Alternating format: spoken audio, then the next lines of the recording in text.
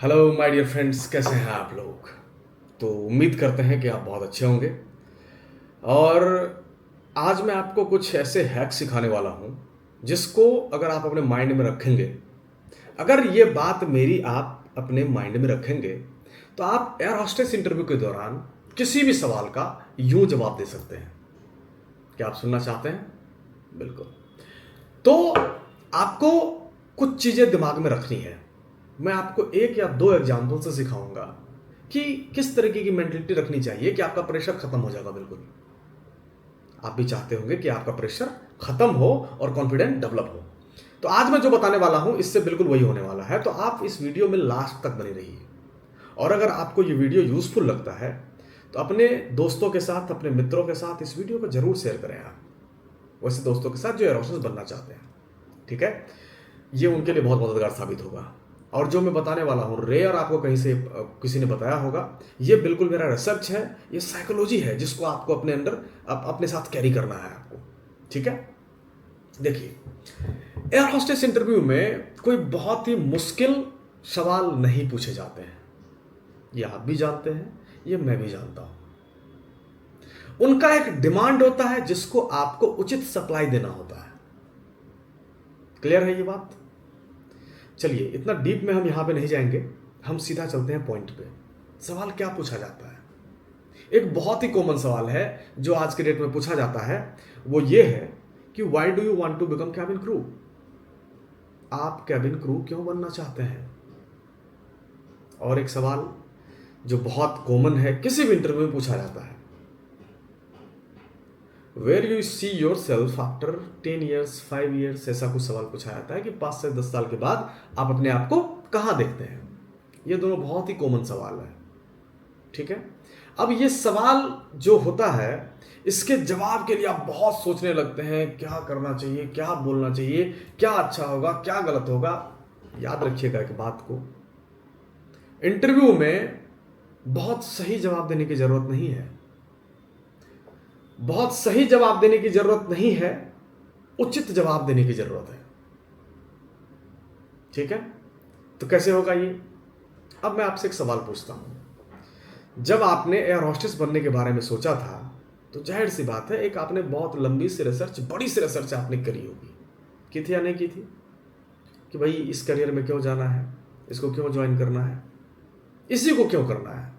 देखो, जिसके पास कारण नहीं है उसका वैसे भी नहीं होना है।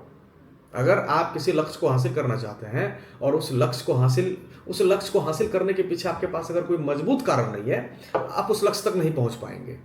पहुंचेंगे वो लोग, मुकम्मल वो लोग कर पाएंगे इस लक्ष्य को जिनका कारण जो है वो बहुत मजबूत होगा। तो अब चलते हैं पीछे वापस उस सवाल के जवाब पे।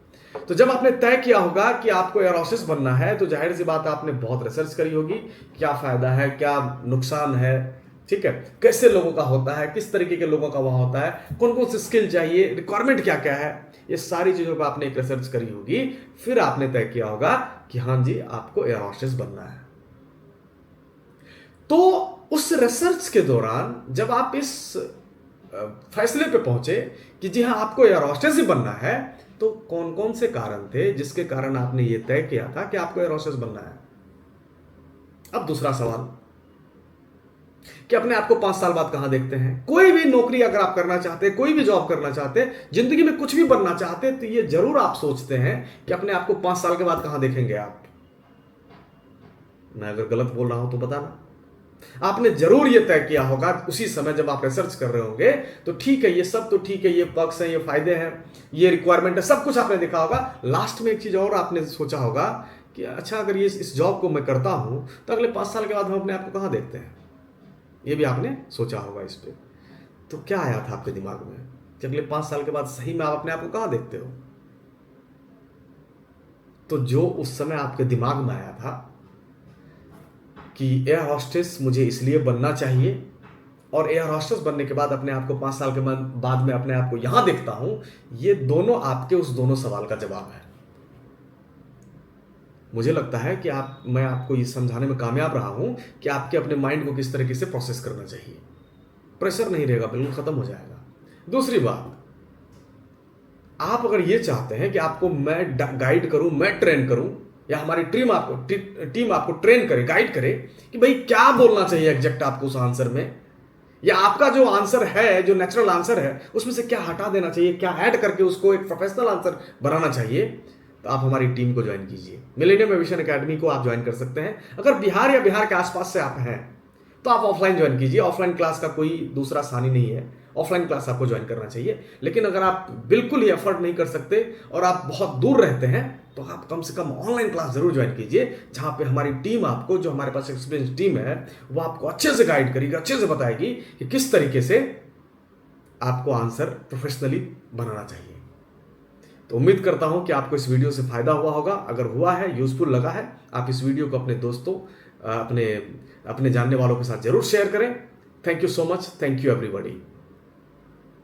की बात करेंगे, डेवलपमेंट की बात करेंगे, किन किन चेंजेस की ज़रूरत है। आप